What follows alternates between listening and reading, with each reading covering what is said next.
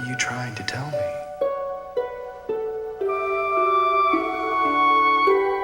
Did I just have a vision?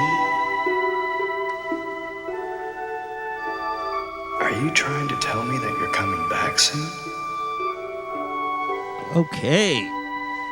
Okay. I'm drinking an Aperol Spritz. That was our family's nice. cocktail choice for Christmas Eve. Cool. So That's nice. everyone got some Aperol Spritzes. They made me one for the podcast. Nice. And a limoncello LaCroix. That's my drink spread. Cool. So very flavorful. How does the limoncello LaCroix taste sweet? I don't know. It's like it could be something dark. Yeah.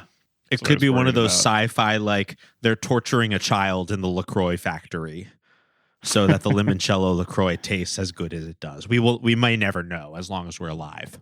And we refuse to look into it. Not looking into that. I mean, they say it's naturally essenced.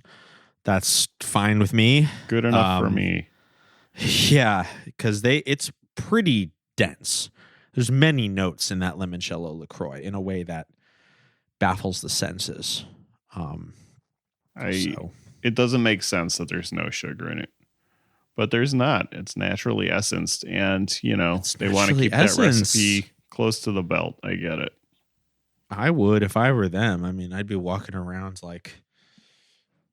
I'd be like Luigi Mangione skulking around Pennsylvania with the recipe scrawled on notebook paper, and tucked into my backpack if they gave it to me. That's, I don't know if I would handle it well. The recipe for capturing the hearts of beautiful people everywhere. Yeah. Yes. Oh my God, what if we find out it's Eye of Newt? Frogs, snails, puppy dog tails. That would be demonic. I would be so upset. Well, let's not linger on such things. Shall we start the show? Yeah. Excellent. Let's do it. Where two or more gather in the name, there I am, or something like that. Jesus said that sometime. Welcome back to Boys Bible Study. As usual, Ash here with my co-host Scott. Scott and I are here. We both really hope you enjoyed your Christmas season. This is our first post-Christmas episode of Boys Bible Study. But fun fact, we're actually recording this on Christmas Eve. That's right. So, yeah. I have some really exciting Christmas-related news. I know, folks won't hear this until the 28th, but Santa came. What? Santa was here. There were gifts under the tree. I went to church with my family. When I came back, there was freaking gifts underneath the tree. Huh. And I don't know a way to explain that other than saying that it was Santa. Well, I watched Dial Code Santa the other night, and they had the gifts delivered via like assistants, like a hired help. Interesting. Yeah. It was a pretty outsourced fancy house. labor. Mm-hmm. Yeah. Oh, that's fascinating. I mean, the economic landscape has changed a lot in the past, centuries. So the gig economy, I guess it wouldn't surprise me. All kinds of people can bring you the gifts, put them under the tree for you, including Santa, including but not limited to Santa. Yeah, I mean, it certainly could have been himself. But I got to say, I was relieved to find out I was on the nice list this year. Oh, good. Finally. I was. I got some gifts. No coal to be found. So that was really refreshing news. Good. Yeah. And, we just spent our December watching a lot of really fun Christmas movies, all different tones, all different takes on the Christmas season. So I think, this time of year when December is transitioning into January. The new year, 2025, is almost upon us. I think a good question to ask ourselves in this very tumultuous time in history and also time of the year is, what comes next? What comes next? It's a very good question. What will 2025 bring? I've heard some things. I've read some things. I've heard some things. Some crazy things that could one could find relation to in a certain book of the Bible. Something tells me you're not talking about the Christmas story in Matthew, Mark, Luke, and John. Something tells me you're talking about the end of the Bible. Oh, yeah. Yeah. The gospel was last month. This past month, we focused on parts of the gospel. I'm sure we'll get to it again around April-ish, let's say. But for now, we're looking ahead to the future. Yes, we are. And I am having some crazy visions in my head lately. That it's like what's that scream called? That's like, like, you know what I'm talking about? Kind of. Is it it's the Wilhelm scream I'm thinking of, and just doing a bad job? I think it's the Wilhelm scream. Yeah, I'm like hearing the that famous scream, and then like seeing like my brain waves like burn away to reveal like a sepia toned image that like feels like the future. And in it, I'm happily sitting there watching movies late at night. I mean, that doesn't sound so bad. Are they visions of the future? That seems important. Yeah, hard to say. I mean, it's something, truthfully, something that you could have been doing any year, but maybe it's something you're doing in the future. So it remains to be seen.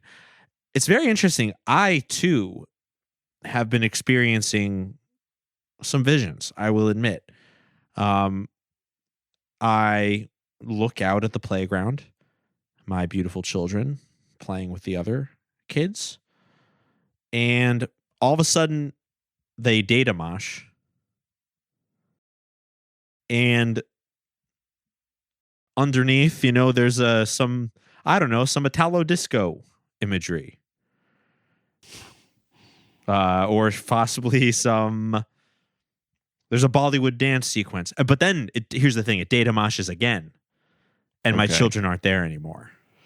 Whoa. And that's very frightening. And this makes me wonder, what will the future bring? Will we be all data moshed away in the twinkling of an eye? Someday soon. Someday soon. It could happen. If you're on the nice list. If you're on the nice list. Yeah.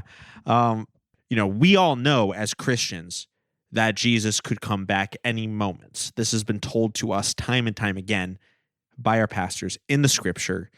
And I think it's pretty clear if you look at the sorry state of the world today. Every time a new year dawns, I start to think we're 1 year closer to Jesus coming back. Yeah. So I think it was a pretty prudent idea that, Scott, for this week for us to watch, you picked a Rapture film from 1998 called The Gathering. Okay, we've watched quite a bit of Rapture material on the show. All of it very unique, yet with, very similar themes. But I thought this was a really impressive Rapture film. I think people who watch Boys Bible Study are going to love this one because in a tight hour, it took us through some pretty scary and emotional scenes of what could happen at the end of the world, possibly in 2025. We'll find out soon. It was like a late 90s Ormond film, like an Ormond religious scare film. And totally really did not waste its time. It was working hard to get its message through, and to not bore you. And I was kind of so this was a Danny Corrales vehicle. He like wrote, directed, and produced it. And I am just surprised that this was not more on our radar. When I looked it up on Letterboxd, it had one single review. Holy shit. Yeah. That's a special one. No, this is I guess this is a deeper cut. A couple things I could say. I guess my first question is, are we familiar with Danny Corrales? Yeah. Is he someone in the BBS pantheon? And I'm blanking on what else he did at the moment. He is. Oh. Wait. Where did I put? Oh my! This is you navigated so away from the damn embarrassing. tab, I didn't Podcast add it on fail. Letterboxd. I didn't add it on Letterboxd because I was going to like pull up the thing in the fastest way I knew how, and how embarrassing. Oh, I saw what he did. I know what else he did. I didn't recognize it because it was under a different title. I'm looking at the IMDb now, and I see a very special film on there. That Heaven's War. Heaven's War, which I honestly didn't even clock at first because I forgot that it has the alternate title Beyond the Darkness. Yep. And then also, yeah, much more recently, Escape from Hell. He directed, produced, and Did edited we watch that? Yes. Yes, we did. What is this? I don't even know what this is. Michael Martin. Escape from Hell. A man has cardiac arrest. Mm-hmm. Dr. Eric Robinson, he thinks.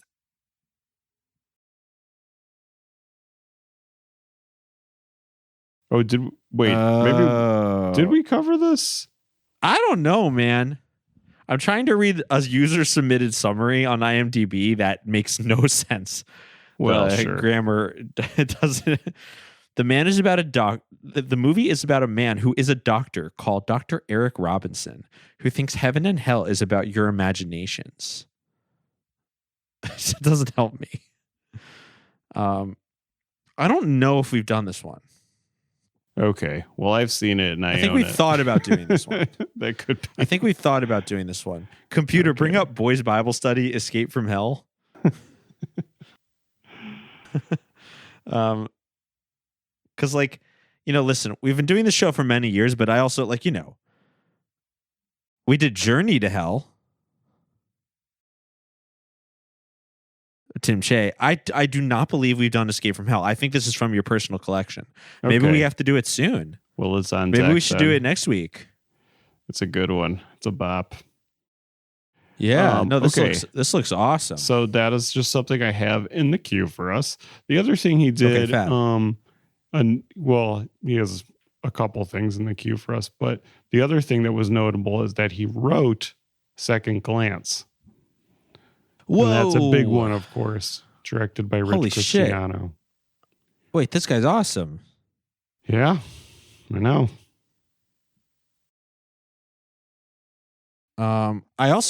We haven't done it, but I've seen his version of Pilgrim's Progress, like in many a queue on many a Christian streaming site.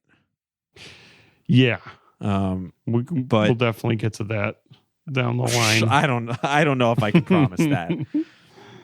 We might have to retire from Pilgrim's Progress adaptations. I don't know That's if I have fair. another one in me. We'll see. They've been pretty bad so far. Yeah, almost universal. Yeah, universally bad. But Mr. Corrales is definitely one to watch, I think, after enjoying The Gathering. What you said earlier about how what a good use of time it employed in its short hour runtime, to illustrate that point. So yesterday, after a chill but structured day of preparing for Christmas with my family, my mom, my sister, her boyfriends, and me, small family. We were sitting around. I got to pick the movie. The movie was Conclave. Very fun. Nice. The movie's awesome. So sick. Afterwards, we were sitting around, wanted to watch something else. And I was like, well, guys, I do have to watch a film for Boys Bible Study tomorrow. It's called The Gathering. Do you want to watch it? And everyone was like, I guess. So we all sat down and watched The Gathering together. And at some point, I can't remember. My mom was like, "What the fuck is this?" And I was like, "Don't worry, there's only like 20 minutes left." And my sister's boyfriend was like, "Wow, really? We're that far into it? They did so much." And I was like, "I completely agree." Wow, that's like, a keeper. That's so, a keeper coming. I know. Family Christmas for the first time and being like, "This movie could be a lot longer." Well, first of all, that is true, but also I think it's a testament to the watchability of The Gathering that, mind you, he and my sister, both very adventurous movie watchers. Still, if you don't watch a Christian movie every single week, I would not expect you to have an interest at all in this film. So I think it was a testament to the watchability of the film that they were like, "Oh wow, I can't believe we're that far into it," So yeah, a lot happens. They cover a lot of ground. A lot happens. And those happenings are many of the classic rapture tropes that we love. But what's special about this film is that it really gets into, one of the greatest rapture topics of all time, the New World Order. And it shows what living in that post-rapture future, if you are unlucky enough to be stuck on Earth, what that might be like. And I think that the vision it portrayed was sobering and will give pause to anyone who has not yet accepted Christ into their hearts. Yeah, I agree.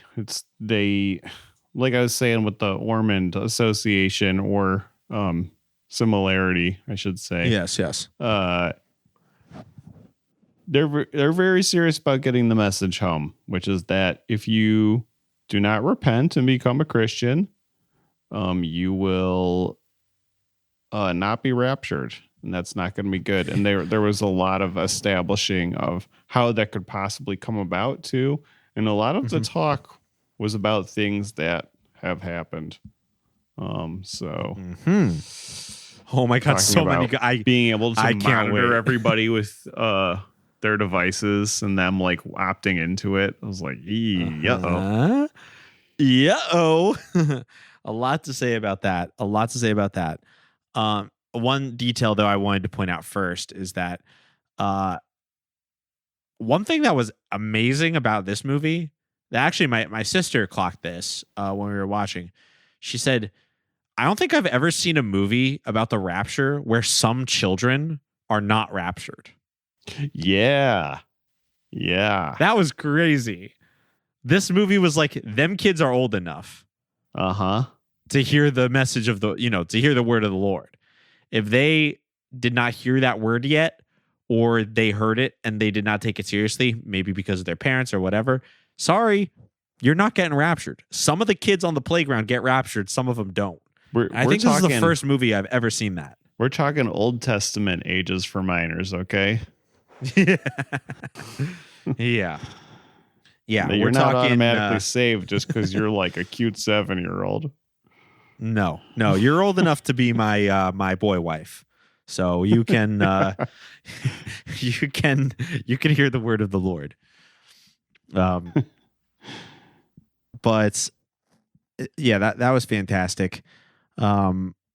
That was towards the end, but there's a lot of questioning in the beginning where you're not sure how soon the rapture is, although tension-wise, it seems pretty soon. But the way they're talking about it, because what's our main character's name? Ooh, I wrote this down. Somebody's name's Lisa, but let me just open up my notes really quick. I was very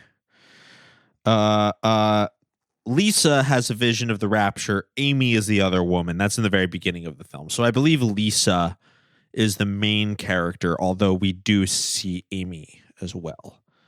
But Lisa's the one with the vision. She's the one who, her mother is the professor, etc. Lisa. Oh, right. And then it's Michael who's the one who he has recently converted and will not stop talking about it.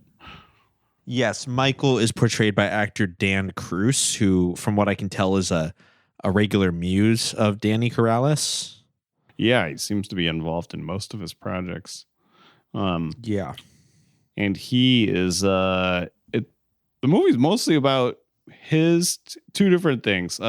His positivity about Jesus and trying to let other people know what's going on.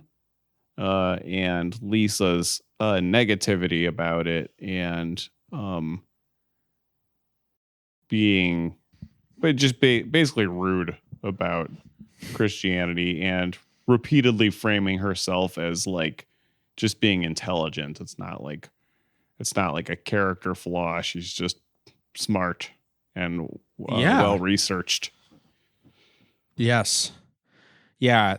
There's a great discussion in this movie about intellectual atheists versus more intuitive Christians and the conflict that would arise between them. That's a huge conflict in this movie.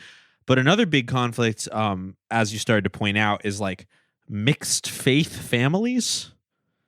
The idea that Lisa has this husband, Michael, who he wasn't always a Christian. He came to it recently, but they are married. There's problems with their relationship. They're discussing divorcing, etc. Their kid is caught in between. But one of the central conflicts of their relationship is that Michael loves Jesus, and Lisa keeps saying to him, "I feel like you love Jesus more than you love me." Yeah, and it's we need you more than Jesus needs you. Yeah. And hey, listen, to my future wife out there, that's right. I am going to love Jesus more than I love you, because I love Jesus more than everything on earth. That's just the truth. So also to my future wife, I'm sorry, we will never have sex. That's good of you to be upfront about those things before you enter the marriage.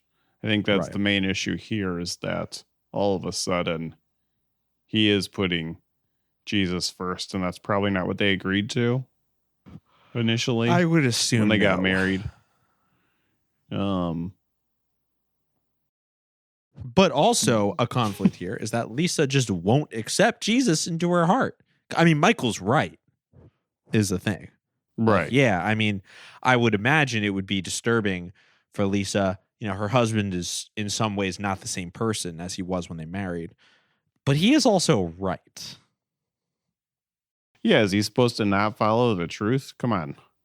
The kiddo's on board, and he's worried about her not going to the same place that they are. Yeah, that was some awesome mixed faith family manipulation through the child. Their child, I can't remember the kid's name, was an amazing character in this film. He's he gives her the sad light time, you're not going to go to heaven with us because you don't like Jesus. And the mom is I like Jesus. I just don't love him as much as Daddy does. Right. Why don't you want to go to heaven with Daddy and me? What makes you think I don't want to go to heaven? You don't like Jesus. Honey, Mommy likes Jesus. Jesus was a good man. He said a lot of wonderful things. Yes, and he was God, and he died on the cross for our sins. Well, Dustin, Mommy doesn't quite believe that. Why not? And the kid also draws them an amazing child's drawing made by set decorator. Drawing of two stick figures that are Mommy and Daddy, and stop fighting. Yeah. He slid it under the door when they were fighting. That part was so good. It was awesome.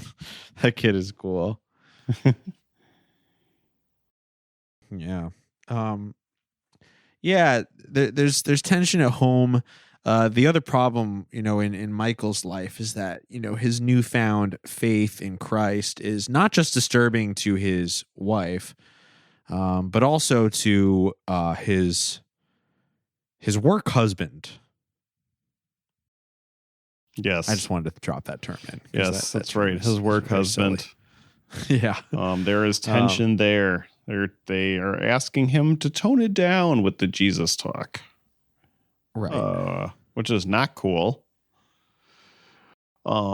Just, generally speaking, not cool to stop somebody for their religious beliefs when they are when they are genuinely just looking out for you. He's not like going around saying like you're doing stuff wrong. He's saying, I found out about something that has made my life better. Maybe it could make your life better too. Yeah. And you can't it's hard. You can't tell people about Jesus. They really don't like it. Well, particularly when it turns out that the organization you work for is doing Antichrist stuff. Yeah.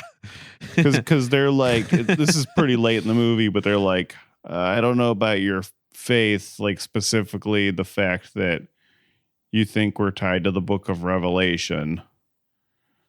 Like he's like not just trying to convert them. He's also like, I'm pretty sure what we're up to has to do with my own end times interpretation that I get from going to a Bible study with a full like Jews for Jesus rabbi in the living room. And there's like 6 of us there. And that's my church. And that's why I don't know. Yeah, I think that there's some, you maybe should tone it down. I don't mean to be rude. Like, I'm not saying outside of the workplace, but you're going to be together every day. Listen, in the logic of the information presented in the movie The Gathering 1998, I think his tone is perfectly appropriate because he's literally doing Antichrist stuff in what I think is pretty obvious is the last days of Earth. I think it'd be hard to tell the Christian at your job to tone it down in that specific instance. However, that is not most people's situation.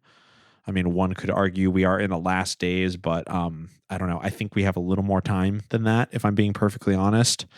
And I was going to say most people aren't working for the Antichrist, but actually I kind of think that's not true because it seems like everyone I know is working for like, a production company by someone who wants to be Mr. Beast or, an app that if they just got a couple more investors would basically be like the next Palantir. Yeah. Well, we were like kind of every talking company about that outside the pod the other day about how like it's pretty hard and pretty lucky to have a job that is not for something nefarious, even if what you specifically are doing isn't nefarious. Oh yeah, I know. Like, yeah, I would say that, all 3 of, we do very different things in our professional lives, but all 3 of us on the pod, including Julian, have jobs right now where the goal is not to make the world a more evil place, which seems like a low bar, but I mean, I don't know. It seems like a lot of jobs are like that. I mean, I don't know. Even when I worked for Apple, I mean, at the time, I just want to take any job, but I look back and I'm like, Apple? Do you mean what they ate in the Garden of Eden? Yep. I don't know. There's some shit going. the Actually, one. wait, more to say on that. I want to put a pin in that thought because I have something to say about that with regards to the technology that Michael's company is developing. Wait, maybe I should just say it. We were talking about that Please. anyway, right? Yeah, say it. Yeah. So, we were talking about this a little already, but Michael discovers, well, it's revealed to the employees of the company that Michael works for. And by the way, he's a star employee. His problem is that he is saying too much about Jesus, which, sorry to my Christians out there. To my Christians out there, do not proselytize at work. Proselytization is a much slower process than these movies would have you believe. You don't just walk into the meeting and say, let's talk about Jesus. You know, if someone comes to you and is curious about it, whatever. The point is, at work, it gets revealed that they are going to develop a new kind of card. I guess it sort of looks like a credit card. But something about it is that it doesn't just act like one credit card. It's all your credit cards and your health information, your identification, everything about you in one card. And the best part is the company can track the location and all the data of the person using it. Sound familiar? That's because it's the damn Apple iPhone. And we all have it. Yeah. And we're literally like, when I was watching this movie, I was struck by the fact that I was like, they're not making a phone in the movie. It doesn't have a screen. But I was like, they're literally just making the damn Apple iPhone. Yes. And there's one mark on the back of it, and it is an apple with a bite taken out of it. And it is an apple with a bite taken out of it, meaning when we chose to disobey God and have the knowledge of the world revealed to us. Yep. Sounds bad. It sounds really bad when you put it like that. And so I think we should. But, you know, this information in 1998 was enough to make the fictional character of this movie, Michael, believe that he was working for the company that is like doing the Antichrist bidding. Late in the film, he points out to his boss, he says, he just is spitballing basically. He says, what's next? We just embed the card in a chip in someone's hand? And his boss says, that's classified information. You weren't supposed to know that. Aha. One World Order much? Or New World Order much? One World Government much? Because that's where we're headed. That is where we're headed. Yes. And any listener of our show or, you know, someone who follows Rapture media has watched Left Behind and many of the other Christian Rapture stories that are around will know that a very common unifying factor in all of these Rapture films is the chip in the hand. It will be the mark of the beast. You know, the point is you willingly take the mark of the beast. But what a lot of these organizations, governments do in these Christian dystopian sci-fis is they incentivize you to take it by making it very convenient to you. And one of the ways, this is talked about in the Bible, you will be unable to buy and sell if you don't take the mark of the beast. Hence, you have to use the one world currency. You have to use the chip identification. And we literally basically have that already. There's, especially in Los Angeles, there's many places that are credit card only or card only. You know what you city? You have to be trackable to do that. Yes. You know, when I vacationed in London this past year, London is like fully cashless. It is like the Antichrist city. Like Los Angeles, there's still like taco trucks and stuff. Like London, right. I tried to buy a lighter from like a stand, and I gave him like, you know, 2 pound coins, and he was like, "You don't have a card?" I was like, "Oh, okay."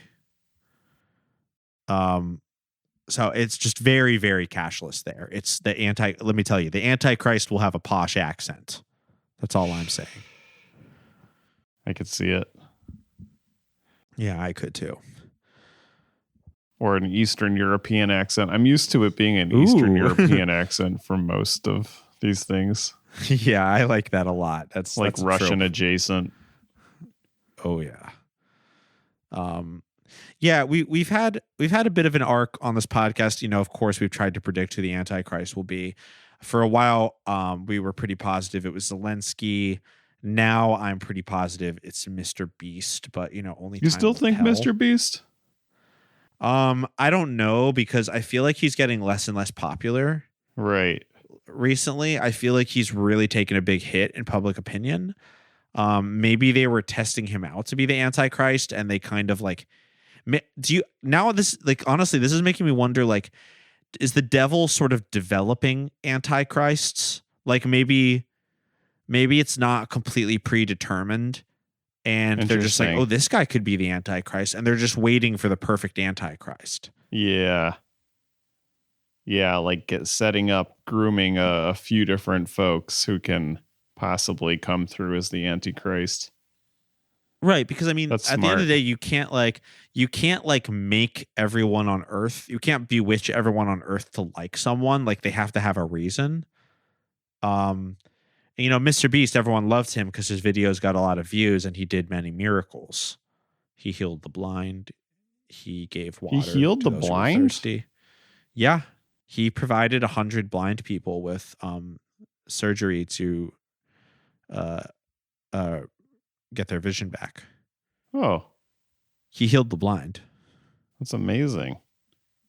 Just like they describe the Antichrist in this movie, I can say about Mr. Beast, he is a great man.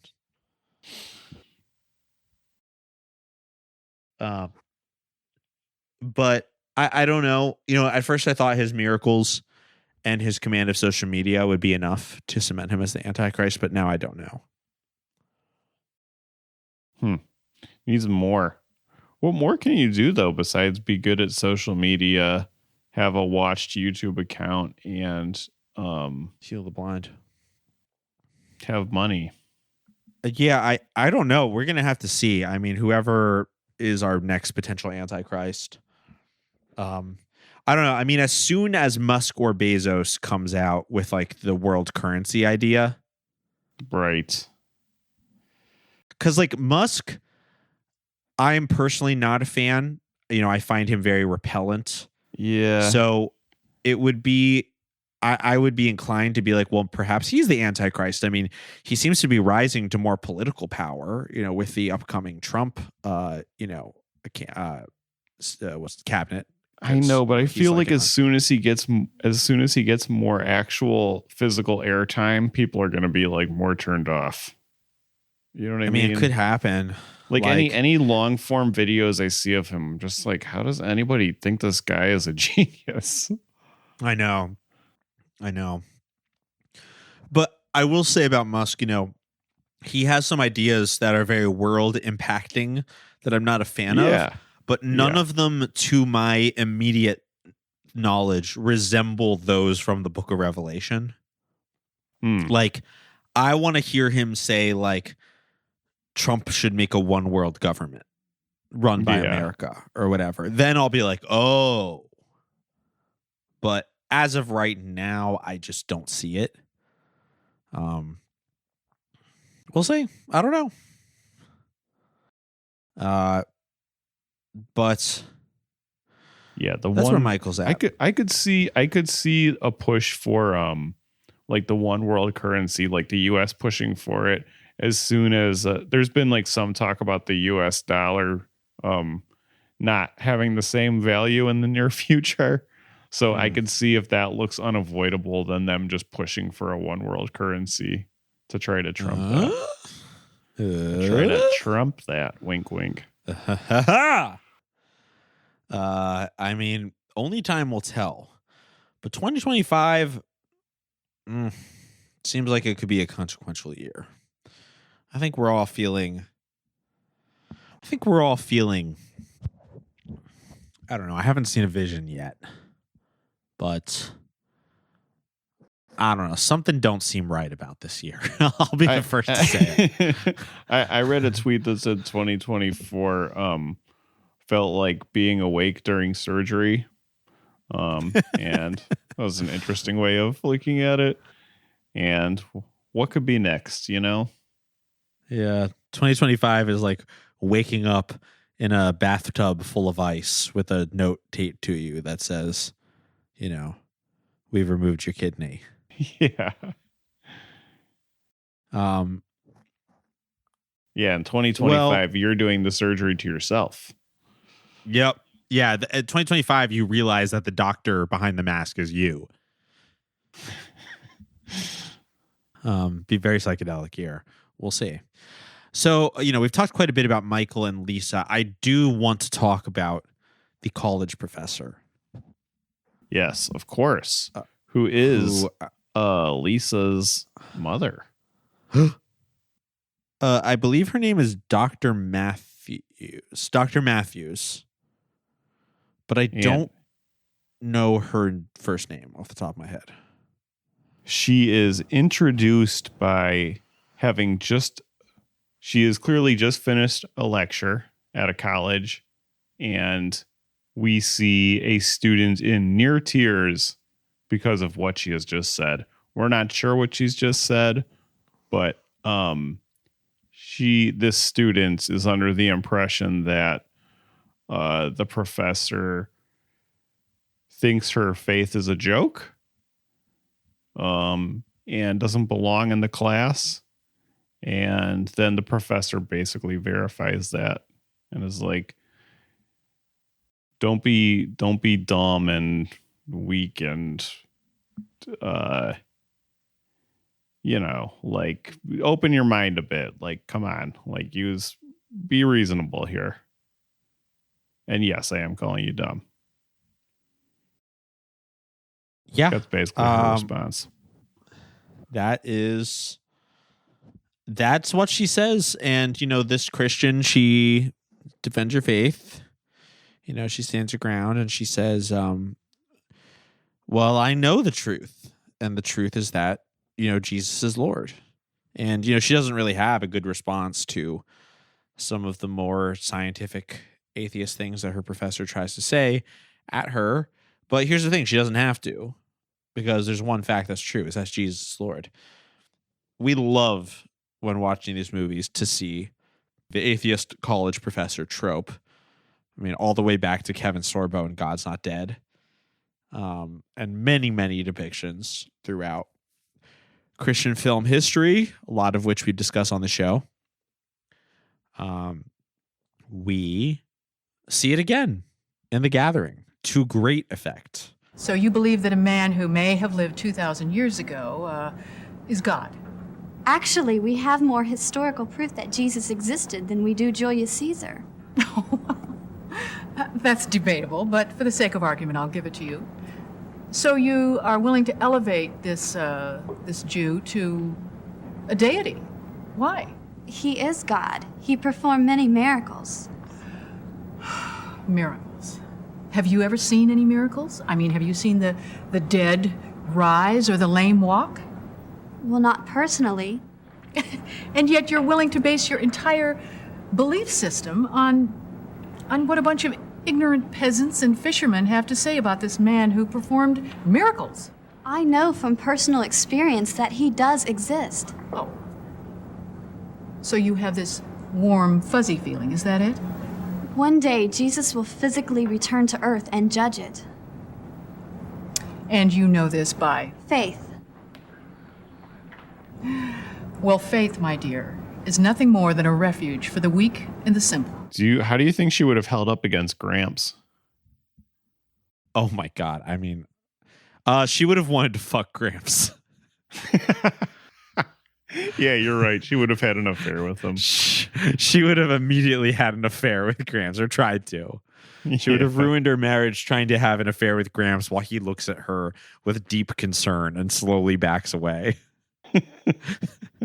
That's how I predict an interaction between Dr. Matthews and Gramps would have gone. Actually, I'm referencing a character from Gramps Goes to College, the biology professor. I actually think that character and this one are very similar. They're both similar.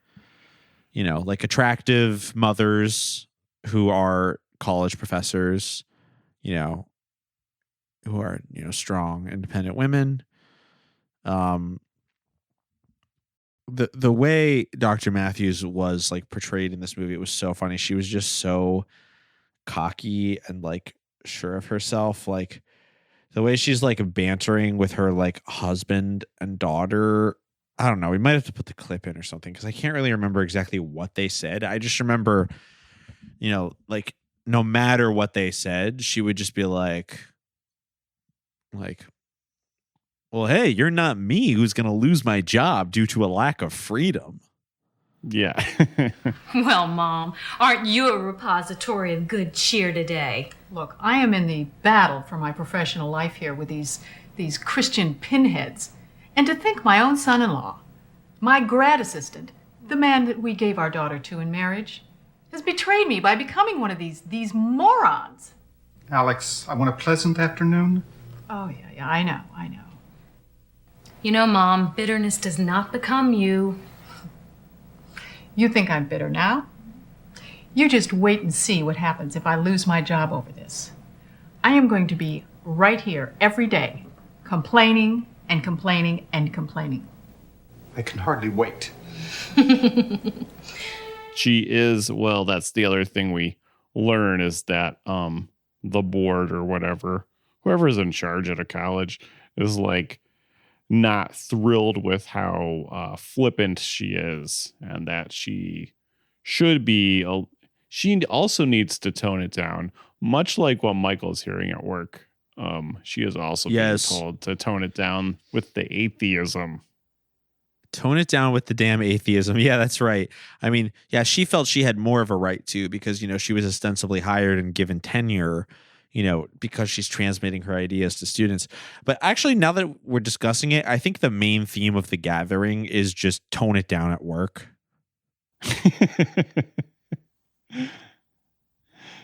Like, just be chill. And you know if you're doing it. Like, if you have to ask yourself, am I the one who needs to tone it down at work? Probably yes. Doesn't mean stop being yourself. Right. But it's like you know what you need to do. Maybe the rapture's coming soon. Maybe it's not. But tone it down. It's yeah. We've seen, because, you know, we know how to handle the rapture, how to prepare for it and everything. We've seen this before, and it's Danny Corrales has to know this, right? Oh yeah. Yeah. He's obviously seen other material at this point, end times material. I would assume. So his note is tone it down at work.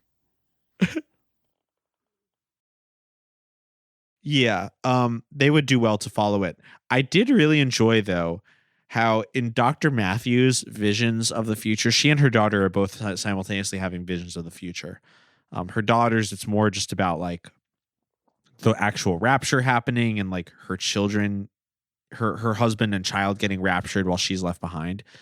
But Dr. Matthews are really funny because not only is she left behind, but in the vision of the future, she is like some sort of intellectual dark web leader of like the non-raptured atheists who's like, she's defending the New World Order. She's laying the intellectual groundwork for the New World Order.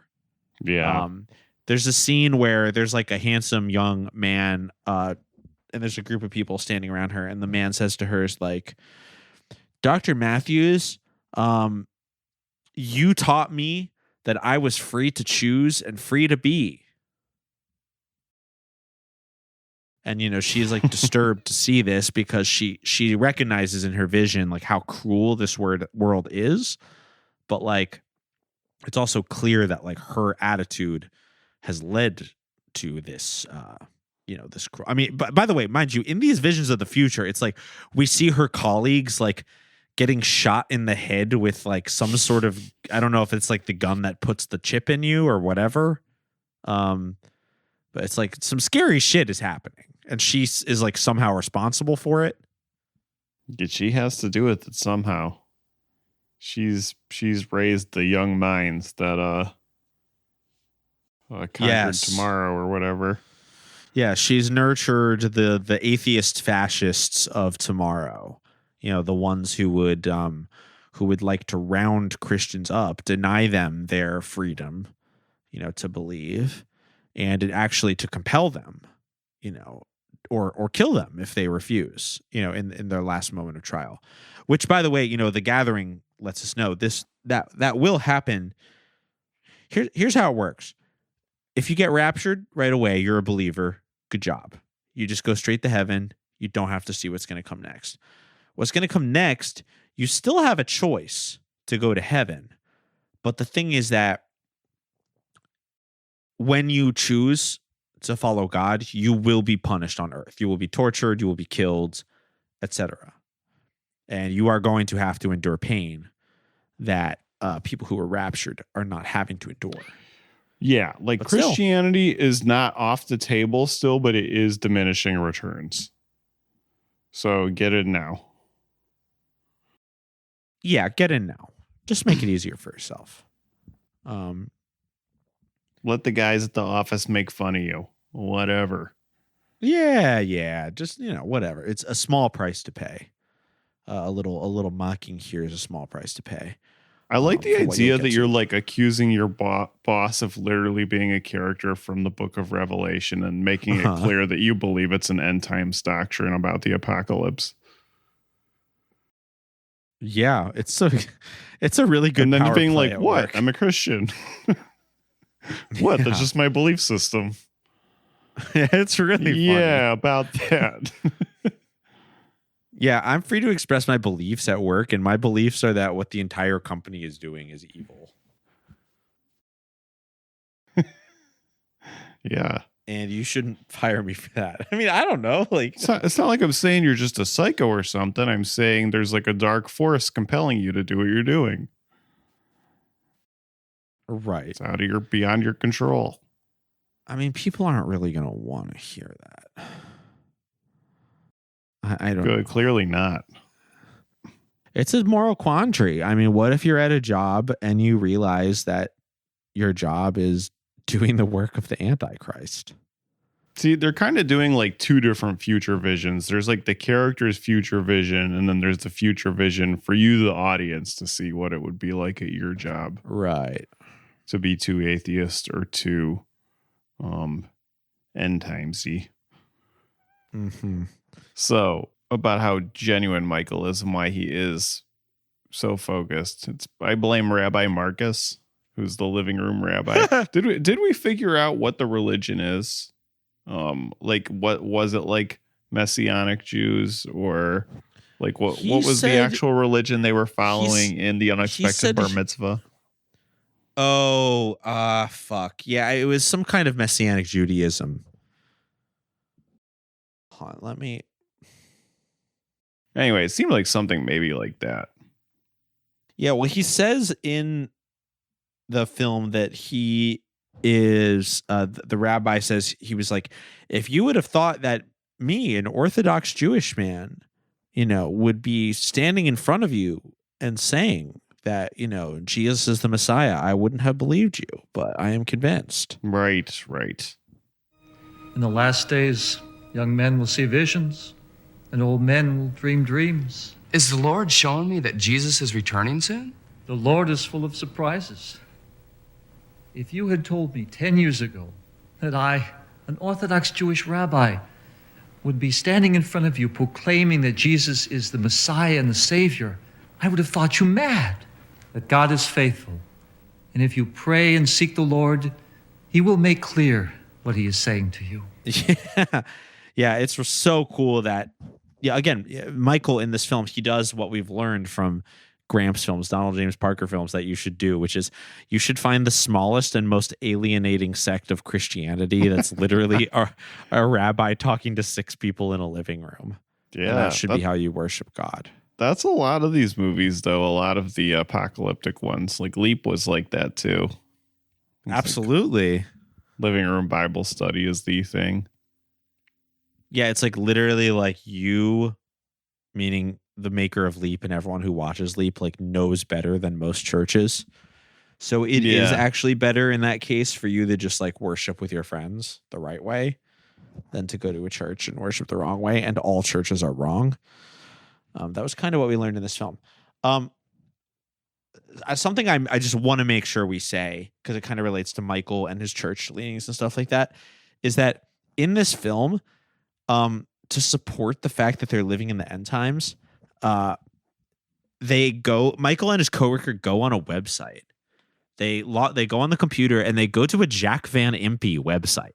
Yeah, that website was great. It's like jackvanimpe.web.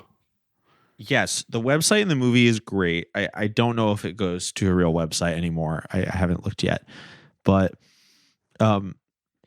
it's a website that shows real life signs that we are living in the end times.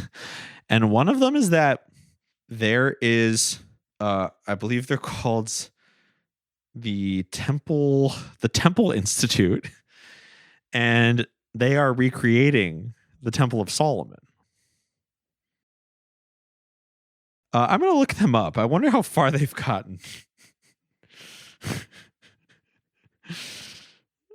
It's so funny. Because there's certain things you can do. I mean, if you can just replicate the symbology in the book, then surely you're closer to the end times.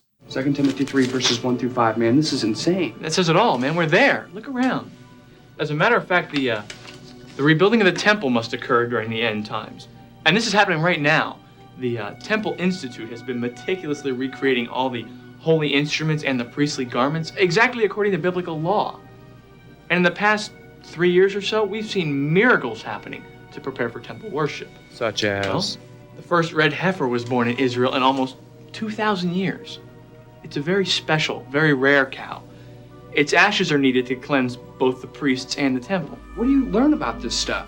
Come with me tomorrow night, I'll show you. What was the thing with the cows, too? Okay. From the website? I have something to say about that. So first of all, the Temple Institute, as far as I can tell, they're still working on their project. There's ways you can donate to them. The Temple Institute are some people in Jerusalem who are rebuilding. Is it Solomon's temple? I don't really understand. But apparently, in order, I want to say this correctly. There's a mosque in Jerusalem. Okay. The Al-Aqsa Mosque. And I think that this mosque is very controversial because it's built in the old city of Jerusalem. And some believe that it was built. I'm like going so slowly over these words because I have a feeling like I might say something really, really wrong. I believe that there are some who believe that this mosque was incorrectly built over a site that should have been dedicated to resurrecting, a biblical Jewish temple. And it's very disrespectful that there was like there's a mosque there now. So apparently, in order to purify the land and prepare it for the new temple, what you have to do is you have to sacrifice a red heifer. According to Jewish tradition, the ashes of a perfectly red heifer cow are needed for the ritual purification that would allow a third temple to be built in Jerusalem. That temple, says radical Jewish groups, must be constructed on the raised plateau in Jerusalem's old city known as the Temple Mount, where the Al-Aqsa Mosque and the Dome of the Rock shrine stand today. Some believe that this will herald the arrival of the Messiah and possibly even the end of the world. So, the red heifer is important. Now, my friend Eli, who's spending Christmas with the family this year, told me, and I'm going to look this up right now, that there's a ranch in Texas that specializes in breeding red heifers. Here's an article from the Jerusalem Post in 2022. A Christian farmer in Texas raised prize red heifers, which are essential for priests to serve in the temple. 5 perfectly red heifers required for the ritual purification of those who have touched a dead body. Also, I'm inserting here. This is one of the same heifers needed for the purification of this Temple Mount. They arrived in Israel from a ranch in Texas on Thursday as the Temple Institute continues preparations to lay the ground for the construction of the third temple in Jerusalem. The heifers are all under 1 year old, and if they remain 100% red and avoid any blemishes which would disqualify them, They will each be eligible to be used to create the ashes required by Jewish law to purify those who have been in contact with a dead body. So there is some Christian farmer in Texas who raises these heifers for Jewish ceremonies. Who reads these like who doesn't wait, how do I say this? Who reads these things and is like, okay, like, oh, that's today's news. Oh, where's sports? Ooh, how do we do in soccer? Like, it just sounds like insane. It does. Like, and I think God's plan is for you to specialty breed red heifers and then have them flown to Israel to be burned to ashes so that you can keep building a building. So I think that like a thing that continues to floor me as we do this podcast and as we learn more, about the spiritual world is that there are always a group of people in many places around the world who are doing everything they can to speed up the end of the world. Yeah. It's like really important to people. Like there are men and women, I think mostly men, let's be honest, walking around right now who are animated day to day. Their life's work is to speed up the apocalypse, like the literal biblical apocalypse. Right. And I just think everyone should keep that in mind. I think I think once you if you really internalize that and let the humor of that wash over you, I think that spiritually protects you from feeling bad about a lot of stuff that happens. At least that's my handling of it. I don't know if that's healthy or not. I think it feels okay. Yeah, I think it's healthier than focusing on breeding red heifers to bring about the apocalypse. It is interesting too how almost a collective nature there is to it too, where it's there is, like you said, people all over the world, whether they know their fellow conspirator is thinking the same thing or not, they're working together to make it happen, Yeah. So you could be working together to I don't know, help the world prosper, humanity prosper. Yeah. No, they are focusing a lot of money, time, effort, production, not to uplifting or making humanity prosper. I mean, one could argue, but their literal goal is the death of all humans on Earth. Man, I wonder too if what people are do they think if I don't do this, then God won't be able to? I mean, that's a really good question. Because the situation you're positing requires there to be an all-powerful God. And sure. But you're saying that some of the steps, you're cheating some of the steps for him, or I don't know. It's I'm trying to think of a good comparison. Yeah, I agree. I think I know what you're saying. I mean, it's just why wouldn't God create the red heifer? I mean, the obvious argument to that is that I guess there's some people, and once they realize that there's a niche to be filled in the biblical prophecy of apocalypse, then they would probably argue that they feel called, that it is their calling, that is exactly what God is doing. God has made them an instrument. Yeah, I guess that's it. But I'm sort of with you. I feel if this seems if this is a perfect plan, then why do we need to help it along so much? Yeah, it seems very anxious. It's two different types of anxiety. Yes. They're fighting against each other. It's You're anxiety so right. for the end times to happen, and anxiety for you not to get hurt.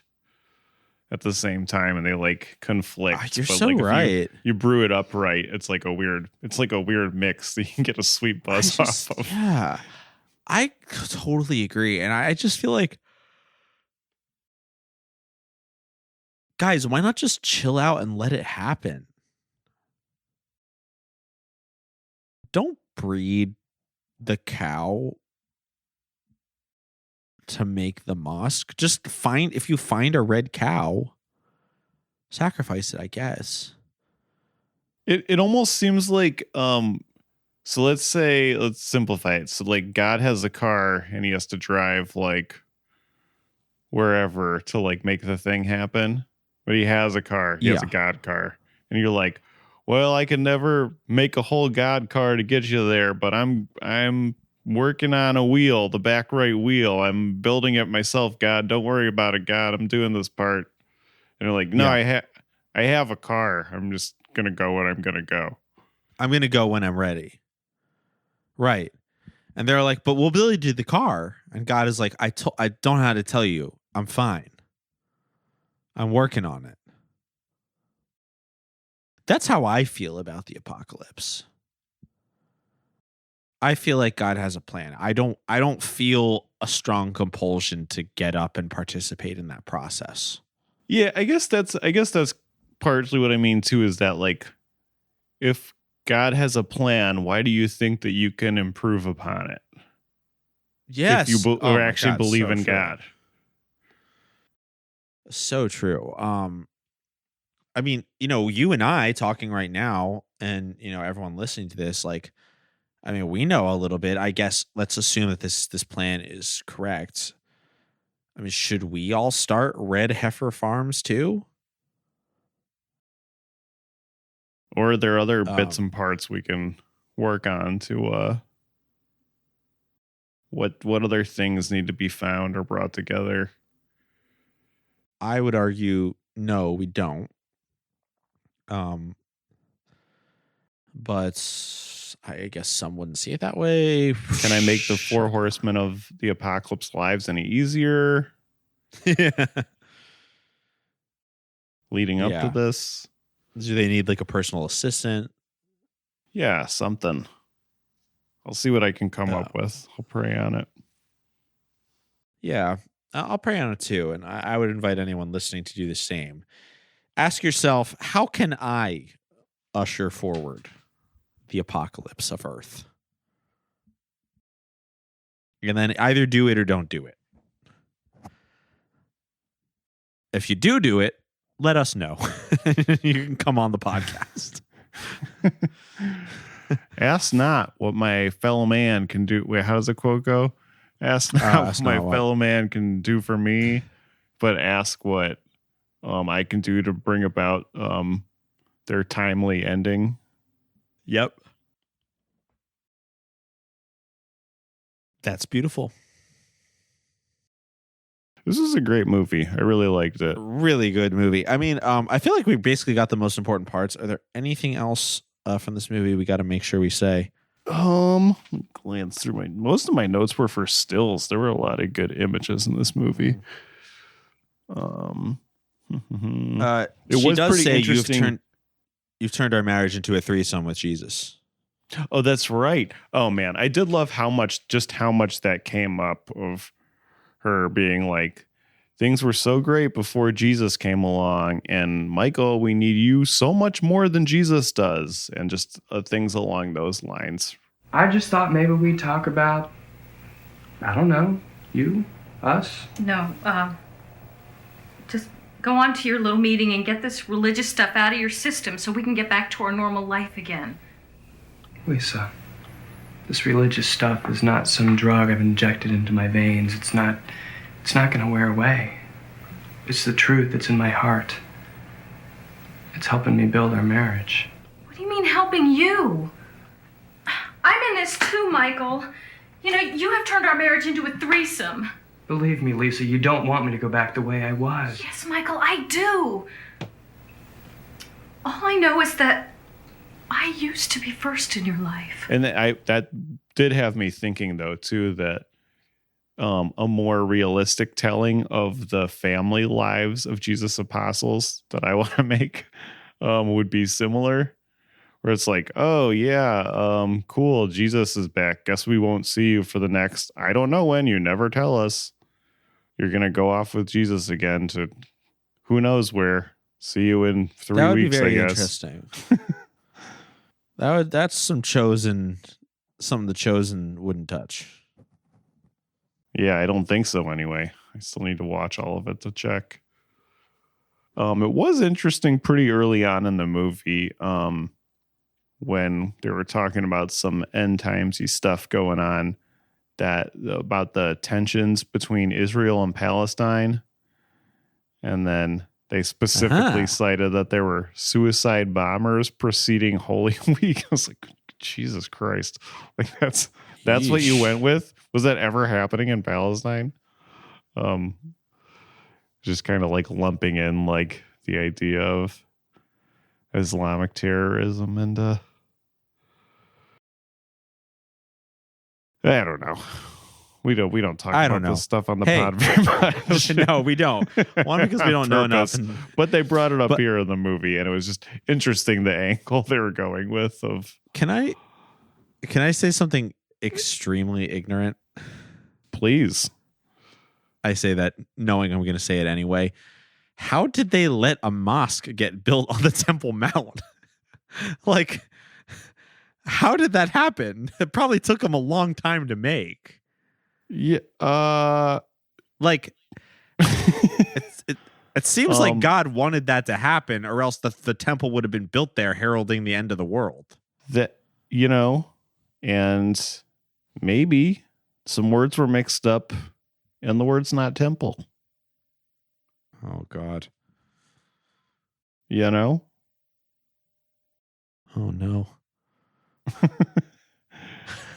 I just don't understand how they built. Now they're like, oh, get the cow so we can purify the land to build the temple over where the mosque is. How did the mosque get there? I actually do have a little more insight into that if you want. Like basically, because they're both Abrahamic religions, that's like a holy area for both religions. And so like because that area was just Palestine for many, many years until 1948, it would be a lot more casual to build a mosque there in the past than I see now, for example. That's a very simple explanation. Yeah. I just feel like, guys, there's already a mosque there. I don't know what to tell you. Yeah. Just roll with it. Roll with God's it. got a plan. You don't have to make more bullets or make red cows or whatever. That's not what you do. Take care of your community. Conflict. Yeah. We fixed conflict in the Middle East. So I just say, guys, just roll with it. No one's ever considered this before. Just work together. Be like, hey, maybe we're looking at this the wrong way. Maybe insisting on a specific vision of God via my own eyes is not the Here's the thing. I understand though, because you don't want to get too deep into it, because then once you look at like what God is actually up to and serving, then you're like, man, there sure are a lot of bugs on Earth, a lot more than humans. And then, that's when you find out about the bug God. For more on Bug God, consult Boys Bible Study episodes number 137, 220. I don't know. I wish I knew. Yeah. Yeah, Bug God. Write it down, folks. Write it down. You're going to hear a little bit more about that in the future. Just saying.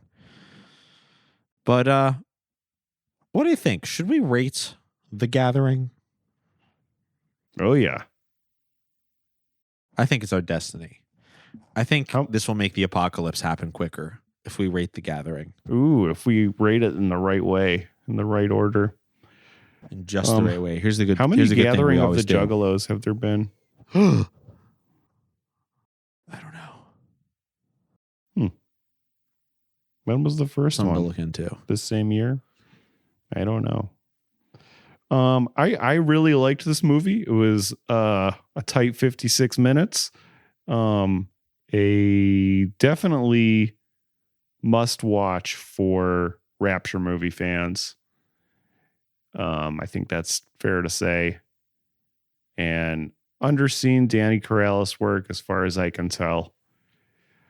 I am stalling. I am going to give this 5 out of 5 kids raptured off the playground as 5 other kids watch on in horror as their friends have disappeared and the swings still swing. Whoa.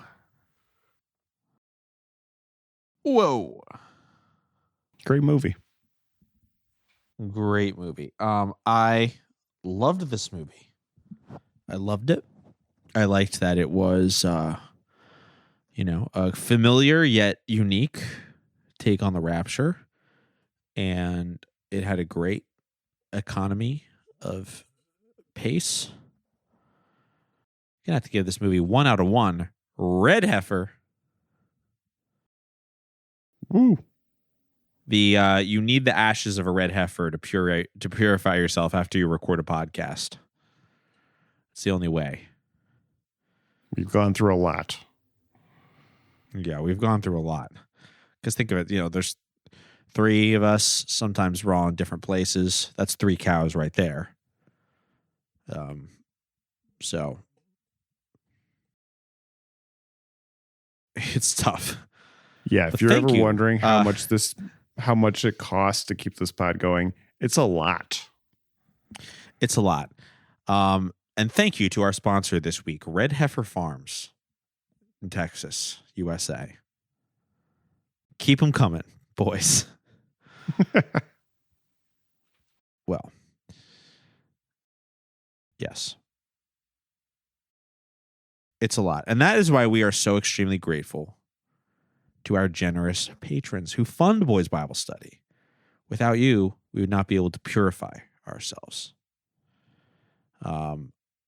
We would suggest, if you've already checked out our free episodes on boysbiblestudy.com, why don't you go to patreon.com/boysbiblestudy? Join, subscribe for $5 a month or more, and you will get access to 5 years of bonus content. That's a lot of entertainment. So I would recommend it. And we want to especially thank our patron saints who pledge at the $20 tier. Thank you so much. Nicole, Marissa, Jeff, Rhett, and Mark. How kind of you. Also, our outro song is Oh My God by Mary. So from all of us here at Boys Bible Study, myself, Ash, my co-host, Scott, our co-host, Julian, who could not make it here today. Nevertheless, we wish you... Wait, that's not what we say. Nevertheless, we say, peace be with you. And also with you. Forgive me, Father, for I have sinned. I feel your love in me, it's coming from within. Oh my God, my devotion is so unwavering. Divine emotions when you enter me. Every day you take me